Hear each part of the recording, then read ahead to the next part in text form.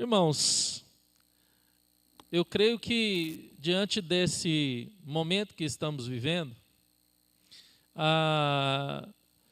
nós temos que procurar na palavra de Deus palavras que, revelação do Senhor que venha como resposta aos nossos corações para aquilo que muitas vezes nós estamos buscando e precisando ou querendo. Hoje de manhã, quando eu estava ministrando o 9º estudo e o último estudo da primeira sessão do livro de Apocalipse, o livro de Apocalipse ele é composto de sessões paralelas e progressivas. E a primeira sessão é as 7 igrejas. Só um minuto, irmãos.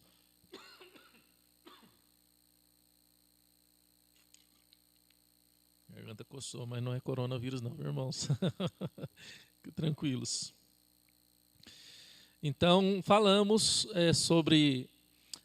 terminamos o assunto das 7 igrejas do Apocalipse. E agora nós vamos entrar em outras partes, outras sessões do livro de Apocalipse. Por que eu estou falando isso?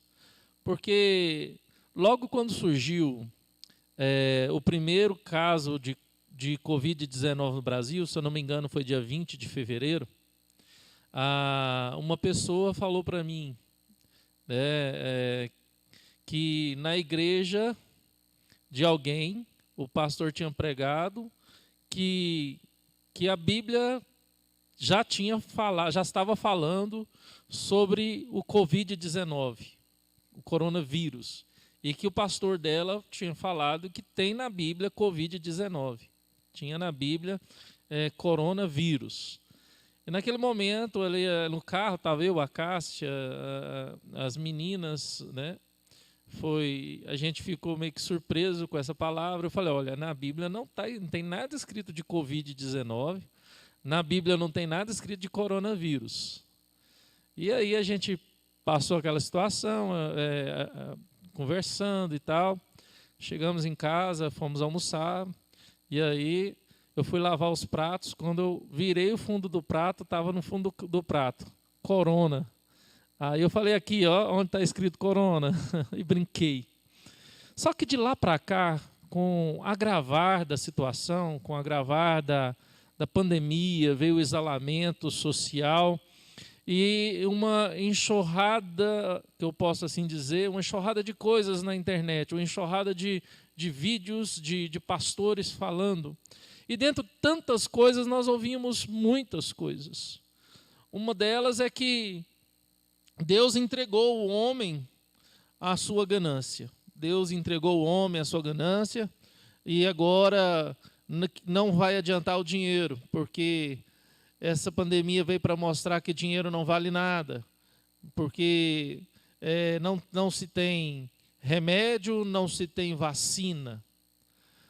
Ouvi também, dentro dessas questões todas, pessoas dizendo que a pandemia não estava nos planos de Deus. Deus foi surpreendido com essa pandemia e não pode fazer nada. Estamos entregues à própria sorte. Então, essa turma do relacionamento, aí, dessa turma dessa teologia, eles falam que Deus foi pego de surpresa, assim como nós.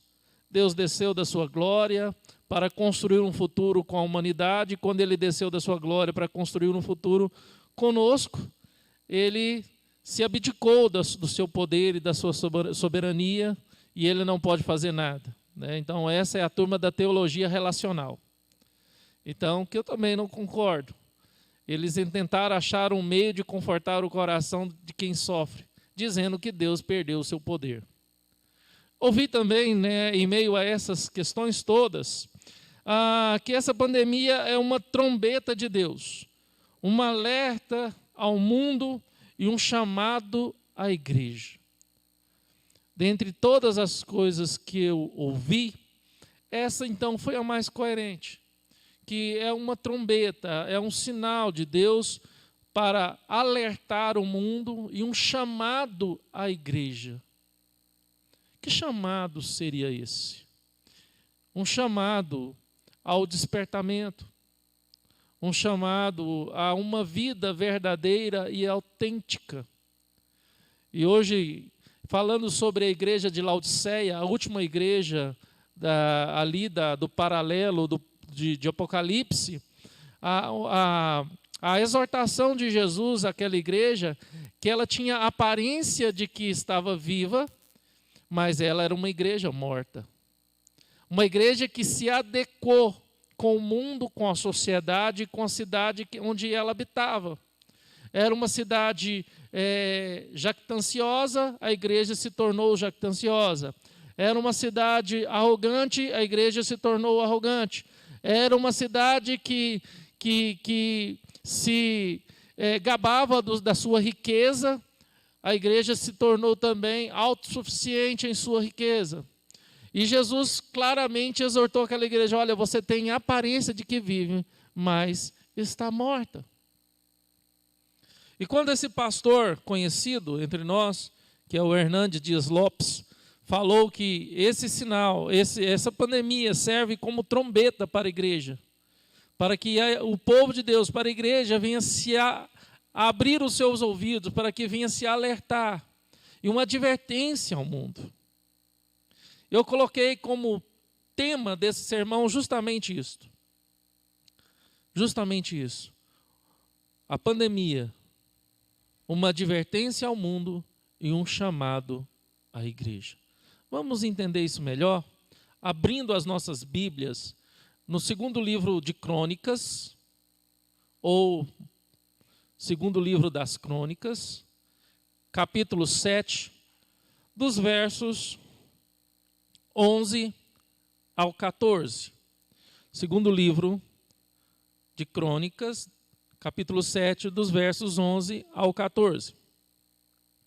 Assim está escrito: assim Salomão acabou a casa do Senhor e a casa do rei. Tudo quanto Salomão intentou fazer na casa do Senhor e na sua casa, prosperadamente o efetuou. De noite, apareceu o Senhor a Salomão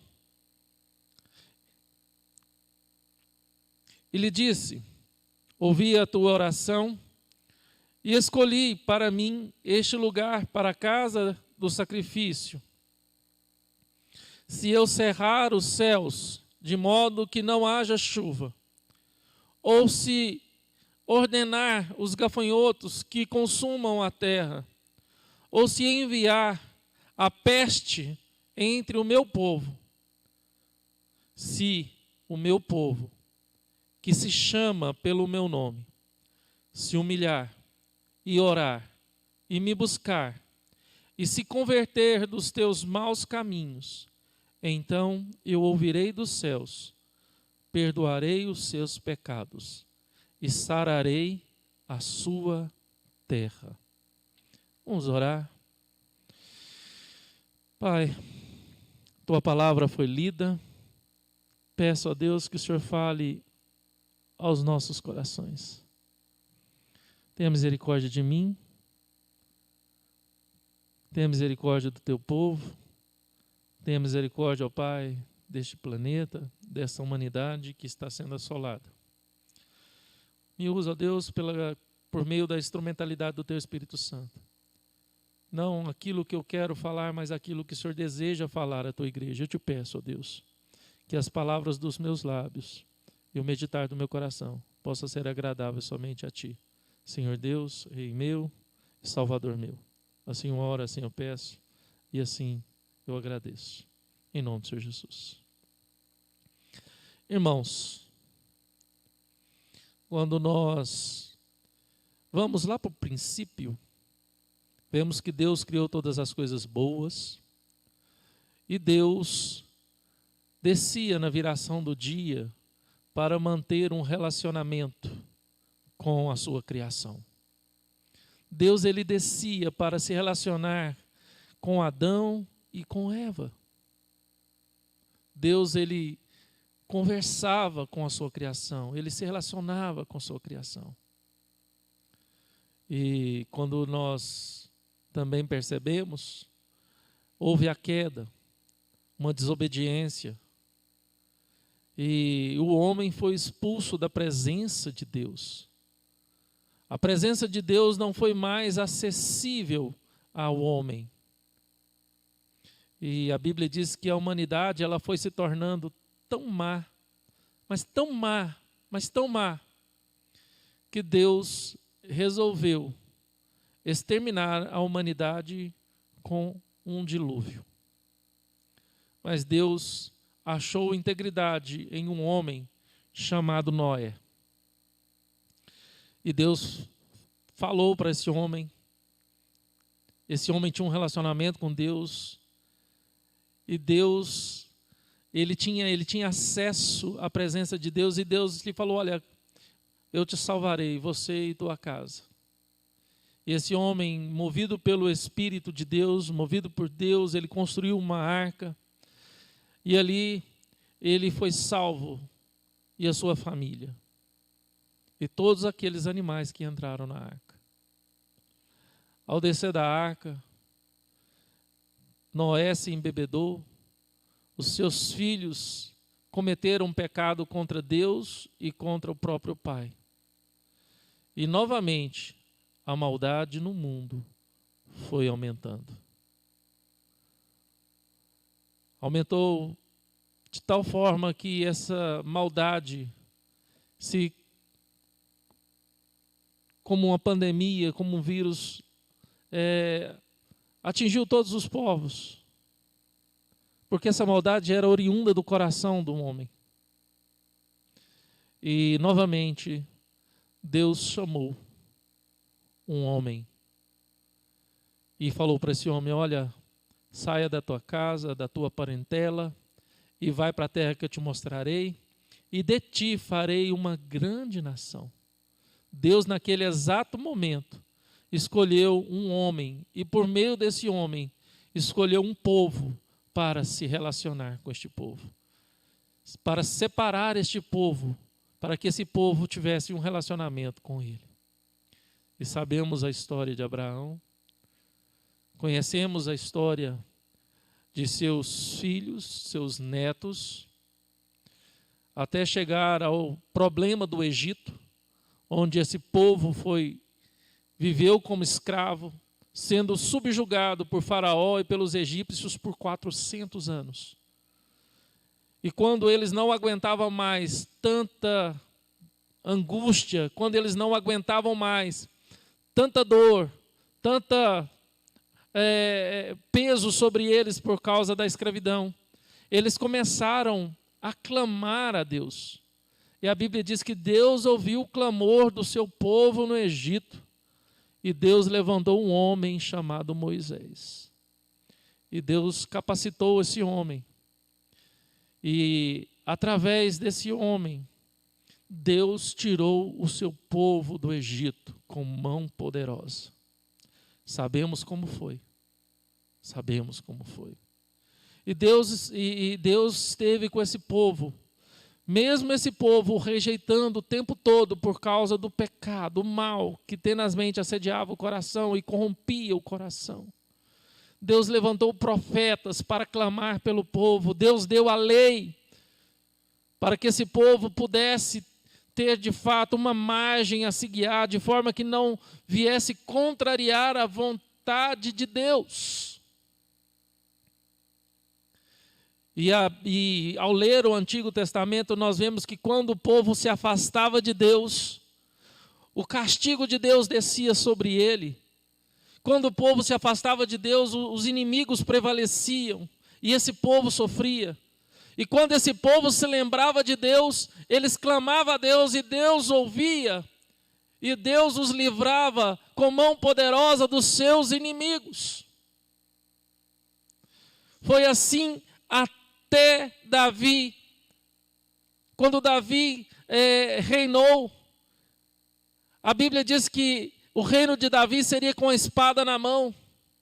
E Davi, um homem segundo o coração de Deus, Deus o abençoou e estabeleceu uma paz em Israel, quando seu filho Salomão tomou o trono. quando Davi morreu, Salomão reinou, estava reinando sobre Israel, ele lembrou de um desejo do seu pai e de uma promessa de Deus, que ele, o filho de Davi, iria construir o templo. E ele se sentiu com essa responsabilidade e construiu o mais suntuoso, o mais belo, o mais bonito, exuberante templo de todo mundo. Não existia na humanidade um templo tão bonito e tão belo quanto aquele que Salomão erigiu ao Deus verdadeiro, ao Deus de Israel. Muitas pedras preciosas, muito ouro, muita coisa fina, coisas belas, maravilhosas naquele templo. E quando Salomão terminou o templo e inaugurou o templo, Salomão teve um sonho. E nesse sonho Deus falava com ele: Salomão, eu posso mandar gafanhotos, eu posso mandar pestes, eu posso disciplinar o meu povo, provar o meu povo o tempo todo. Mas se esse povo, que se chama pelo meu nome, se humilhar, orar e me buscar, e se converter dos seus maus caminhos, então eu ouvirei dos céus, perdoarei os seus pecados e sararei a sua terra. Amada igreja, o que eu quero mostrar para vocês, o que eu quero deixar claro para vocês, e nós vamos mostrar isso a partir do capítulo 4 de Apocalipse, de um Deus que ainda está no trono, de um Deus soberano, é que não existe nada que sobrevém sobre as nossas vidas, não existe nada que sobrevém sobre a sua vida, sobre a igreja, sobre o mundo, que Deus não tenha ciência, ou que Deus não tenha conhecimento, ou que Deus não saiba, e que não seja permissão dele. E que devemos olhar para situações que sobrevêm sobre o mundo, situações que sobrevêm sobre a igreja, situações que sobrevêm sobre a nossa casa, ou sobre nós individualmente, e entender, de fato, que algo Deus está querendo falar conosco, algo Deus tem a nos alertar, há um chamado de Deus. Isso aconteceu de Gênesis até este momento da inauguração do templo, e aconteceu também até a vinda do Senhor Jesus Cristo. Nós não podemos fechar os olhos e achar que tudo é normal. Nós não podemos fechar os olhos e achar que tudo é natural. Tá bom, é assim mesmo, era para acontecer. Não. De forma alguma. Era isso que Deus estava falando em sonho para Salomão. Olha, Salomão, já que você construiu um templo, já que esse templo é o símbolo da minha presença no meio do povo, eu aceitei esse templo e vou aceitá-lo como local de adoração, de oferendas, de ofertas, de sacrifícios. Eu vou aceitar esse templo como lugar de sacrifício, de oferenda. Mas se verdadeiramente, se sinceramente, esse povo que se chama pelo meu nome, se o meu povo que se chama pelo meu nome, verdadeiramente se humilhar, orar e me buscar, se converter dos seus maus caminhos, perdoarei os seus pecados e sararei a sua terra. Irmãos, esse texto nos traz algumas nuances, algumas questões que é bom a gente prestar atenção. E a primeira questão que ele traz, eu gostaria de trabalhar basicamente o verso 14 com vocês, é a questão da nossa identidade. É a questão da nossa identidade. Será que nós, de fato, temos consciência, e a real consciência, se assim eu posso dizer, a realidade da nossa identidade? É muito fácil, eu sou crente, eu sou cristão, eu professo a Cristo, eu sigo a Cristo. Mas será que de fato nós sabemos e temos a real consciência do que isso significa? O que significa de fato ser um povo de Deus? O que significa de fato ser um verdadeiro cristão, ser um crente no Senhor Jesus Cristo?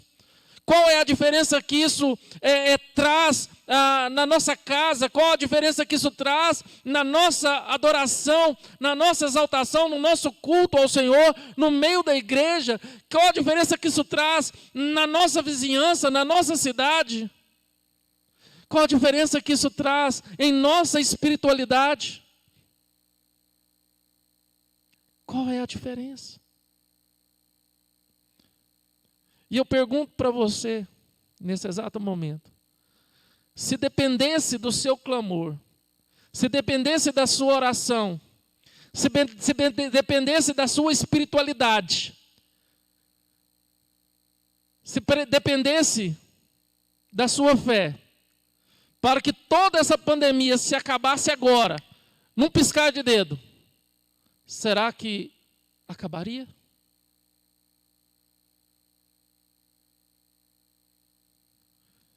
É necessário, igreja, irmãos, é necessário olhar para esse texto e olhar para este povo rebelde, de dura serviço, que não se abaixava, não se inclinava, porque esta é uma exortação, quando Jesus fala, se esse povo se humilhar, porque era um povo de dura serviço, eles não se dobravam, não se rendia a Cristo. E novamente me vem à mente a igreja de Laodiceia, que falei hoje de manhã. Se você quiser assistir, está lá no canal da igreja. Era uma igreja que vivia de aparência, irmãos. E quando nós olhamos para essa realidade, sobre a questão de identidade, de ter noção, real certeza da nossa identidade, real consciência da realidade da nossa identidade, como servos, como filhos de Deus, como verdadeiramente cristãos, como crentes. Será que nós estávamos vivendo, até antes da pandemia ou até agora, de aparência? Será que nós estávamos aparentemente sendo cristãos? Será que nós estávamos aparentemente sendo igreja? Será que nós estávamos aparentemente sendo crentes? Será que nós estávamos aparentemente dando culto a Deus? E ouvi de um pastor, também reformado, e ele declarou claramente, Deus tirou o culto da igreja. Um pastor de renome, muito conhecido, sério. E ele declarou forte e veementemente que Deus tirou o culto da igreja. Porque Deus faria isso? Porque Deus tiraria o culto da igreja? Se nós adorávamos com sinceridade, se nós adorávamos com humildade, com todo o nosso coração, se nós tínhamos prazer na adoração, tínhamos prazer no culto, se o culto nós entregávamos com toda sinceridade para Deus, se o culto era de fato para Deus, por que Deus tirou o culto da igreja? É algo a se pensar, irmãos. É algo a se pensar. Será que a igreja estava vivendo de aparência como a igreja de Laodiceia? Será que eu estava vivendo de aparência como os crentes de Laodiceia, como o povo de Israel aqui? E como Hernandes Dias Lopes disse, muito bem dito, que toda crise é uma trombeta de Deus para advertir o mundo e chamar a igreja ao arrependimento. Nós não podemos cruzar os braços e fechar os olhos e achar que tudo é normal, que tá bom assim, vamos ficar de quarentena, vamos ficar de isolamento, vamos usar máscara, vamos passar álcool em gel na mão e seja o que Deus quiser. Não é assim, irmãos. Não é assim. Devemos olhar para a palavra de Deus, olhar para as Escrituras Sagradas e, como verdadeiros cristãos, entender que Deus está nos alertando. Não tem Covid-19 na Bíblia, não tem coronavírus escrito na Bíblia. Mas na Bíblia é bem claro, que toda disciplina de Deus, que toda crise, que toda dificuldade que o povo de Deus passou, teve um propósito soberano, um propósito eterno. Um propósito eterno. E a primeira questão que Deus traz à consciência desse povo é a sua identidade como povo de Deus. Como povo de Deus. Devemos olhar para nós nesse exato momento e fazer um balanço da nossa fé, da nossa religiosidade, da nossa espiritualidade, se assim eu posso dizer, e falar: eu vivi de fato um cristianismo autêntico, verdadeiro e sincero, uma fé verdadeira, autêntica e sincera. Eu prestei um culto verdadeiro, autêntico e sincero a Deus. Eu adorei a Deus em espírito e em verdade. O quanto as coisas aí fora me chamaram a atenção, o quanto as coisas periféricas me atraíram. E ao invés de adorar a Deus, eu foquei a minha boca, o meu coração em outras coisas, em murmurar, em reclamar. Qual caminho a igreja estava seguindo? É tempo de parar. É tempo de clamar. É tempo de meditar. De ouvir a trombeta de Deus, irmãos. E avaliar a nossa fé, a nossa espiritualidade, a nossa vida cristã.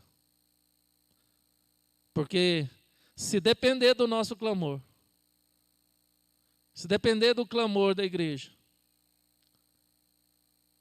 e se esse clamor for sincero, autêntico e verdadeiro, a promessa de Deus que Ele vai ouvir dos céus e vai sarar a nossa terra. Mas a segunda verdade que esse texto nos fala, além de nós termos consciência da nossa identidade como filhos de Deus, como povo de Deus, é da realidade que nós fomos chamados e convocados para clamar a Deus. Nós fomos chamados para evidenciar a Deus neste mundo.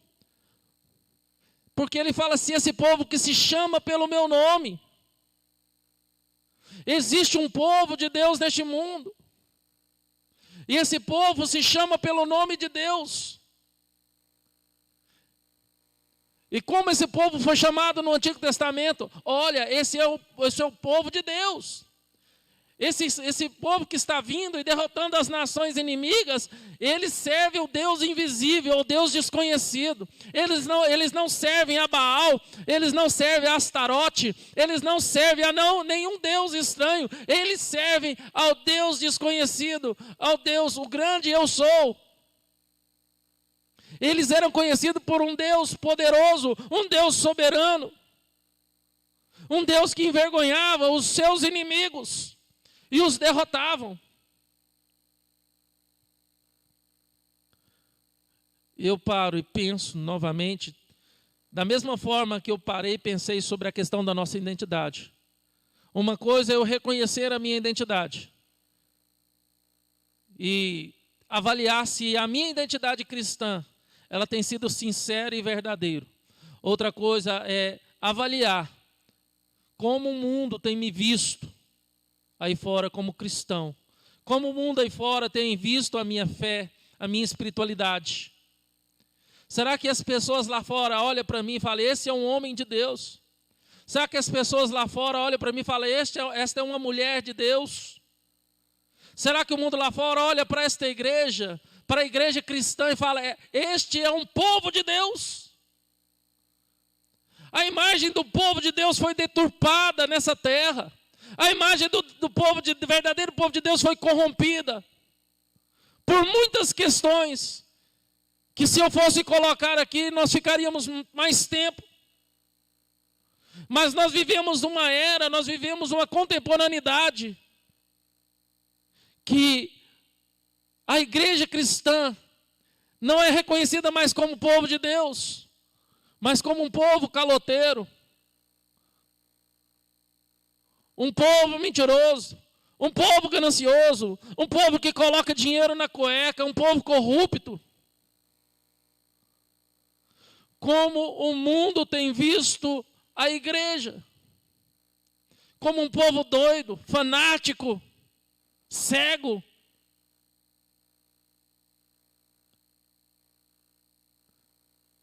Irmãos, o quanto o povo que se diz ser de Deus, antes da pandemia, e muitos deles agora estão envergonhando o nome do Senhor, idolatrando homens,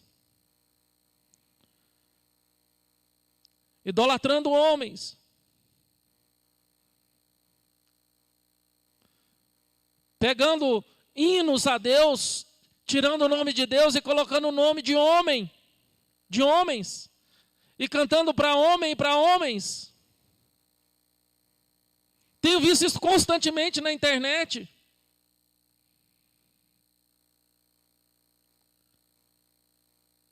Como a igreja está sendo conhecida pelo mundo. Um povo de Deus, um povo que clama, um povo que ora, um povo que se humilha na presença de Deus, um povo de um Deus poderoso que intervém na história, um povo de um Deus poderoso que intervém na sua vida e traz milagres, traz curas, sinais. Ou um povo fraco, idólatra, derrotado, medroso, ansioso, jactancioso e outras predicados a mais. Então, meus irmãos, primeira coisa, além de ter a real certeza da nossa identidade, de quem somos, é de fato entender como o mundo aí fora tem visto a igreja, como as pessoas aí fora têm visto você, a mim, como pastor. Essa é uma trombeta de Deus. A pandemia, o isolamento, tem provocado muitas coisas para que a gente pudesse parar e pensar, irmãos. Quantas famílias estão tendo mais tempo? Quantos filhos estão tendo mais atenção dos seus pais? Quantas esposas estão tendo mais atenção dos seus maridos? Quantos maridos estão tendo mais os cuidados da sua esposa?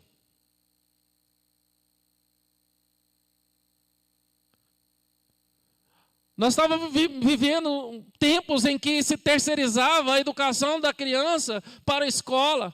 A educação cristã da criança para a igreja. Agora os pais se vê com o esforço e o compromisso de educar os seus filhos em casa, tanto na educação secular, quanto na educação cristã. Deus está colocando as coisas nos seus devidos lugares, irmãos. Deus está colocando as coisas nos seus devidos lugares. Precisamos abrir os olhos e ver, precisamos ouvir. O mundo precisa ver na igreja agora. O papel da igreja em meio a essa situação de crise. O papel da igreja não pode ser de bajulação, o papel da igreja não pode ser de omissão, o papel da igreja não pode ser de indiferença ou de aparência. Mas o papel da igreja deve ser de clamor, de joelho no chão, de se dobrar, de se render e se entregar diante de Deus. Seja na sua individualidade, na sua casa ou em família. Ou de forma de que a gente se une, de uma forma que nós venhamos clamar. E o terceiro ensinamento que esse texto nos traz, além da real consciência da nossa identidade, sobre a nossa identidade como igreja, na perspectiva do mundo, agora é a nossa atitude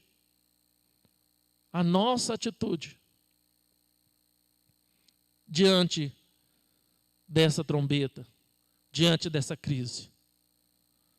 Porque ele chama a nos render. Deus nos chama a buscar. E Deus nos chama a nos converter, se render, se dobrar, se entregar, buscar e mudar de direção. Mudar de direção. É olhar para você mesmo, olhar para nós e lembrar. E falar, não, eu sei onde eu errei. Eu sei onde eu estava errando. Vou mudar de direção, vou me converter. Se o caminho que eu estava seguindo estava errado, agora eu vou passar por outro. Vou passar por outro. Irmãos, além da real certeza da nossa identidade, além da real certeza de quem somos diante do mundo e o que o mundo tem visto em nós como verdadeira igreja do Senhor, o que estamos fazendo?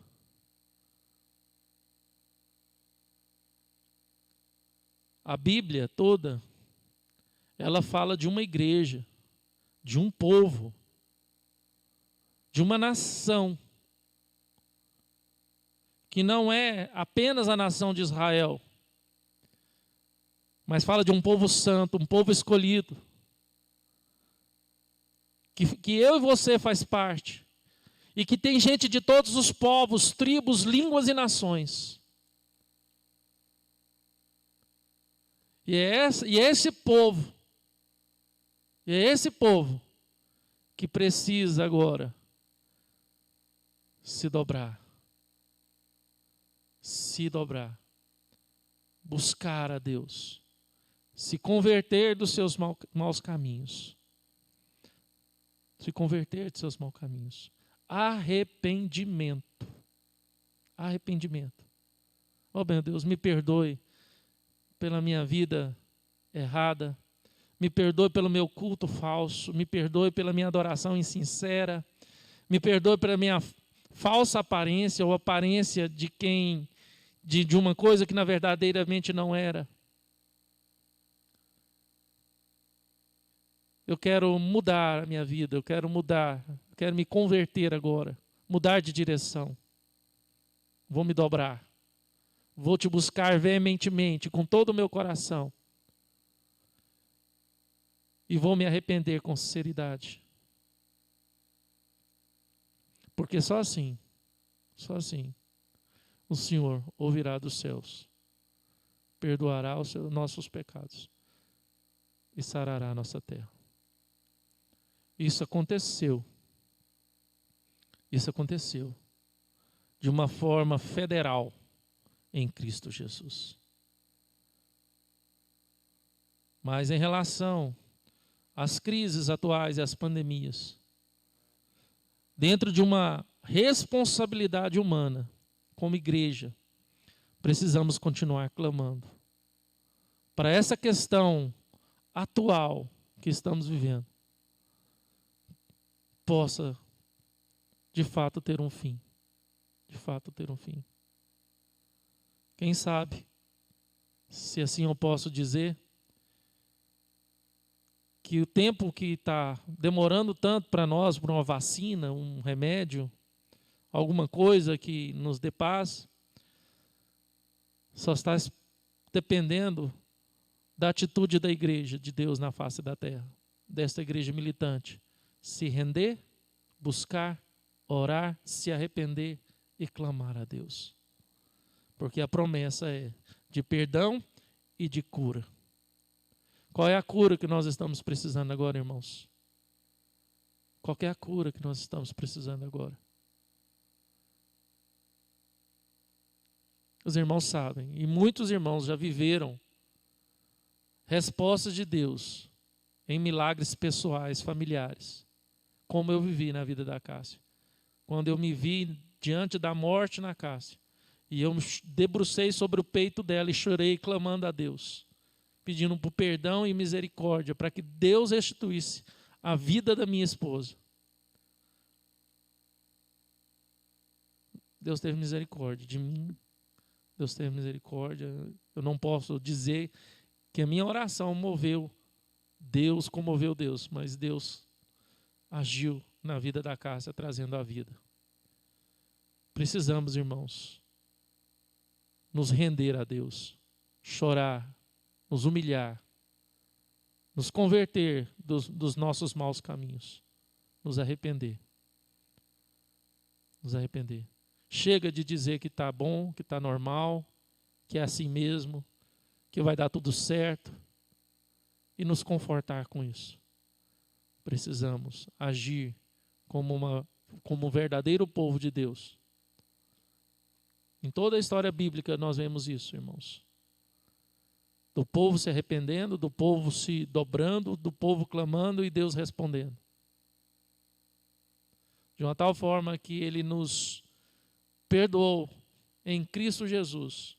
A maior resposta de Deus em relação à condenação que estava sobre a nossa vida, que é a morte eterna, Ele nos respondeu através de Cristo. Mas o nosso Deus, Ele está vivo e está atento ao nosso clamor em relação às situações que passamos constantemente. Temos que entender que precisamos ter essa atitude. Vamos orar. Pai, a Tua palavra foi pregada e a Tua palavra precisa ser obedecida, entendida. Nos ajude, ó Pai, a entender e a colocar em prática o que esta palavra nos ensinou esta noite. Que a pandemia não tenha a última palavra. O Covid-19 não tem a última palavra. O coronavírus não tem a última palavra. A doença não tem a última palavra. Essa crise não tem a última palavra. O nosso medo não tem a última palavra. O pavor não tem a última palavra. Porque a última palavra vem do Senhor. Quando nós nos dobrarmos, nos inclinarmos, nos rendermos diante de Ti, em arrependimento, em mudança de disposição de mente e coração, e clamarmos a Ti, com toda a sinceridade, em relação a isso que nós estamos vivendo, temos a certeza, então, que o Senhor ouvirá do céu, perdoará os nossos pecados e sarará a nossa terra. Porque a cura, Deus, vem de Ti. Vem de Ti. O Senhor pode usar a medicina, pode usar o homem, mas vem de Ti. E o que está faltando?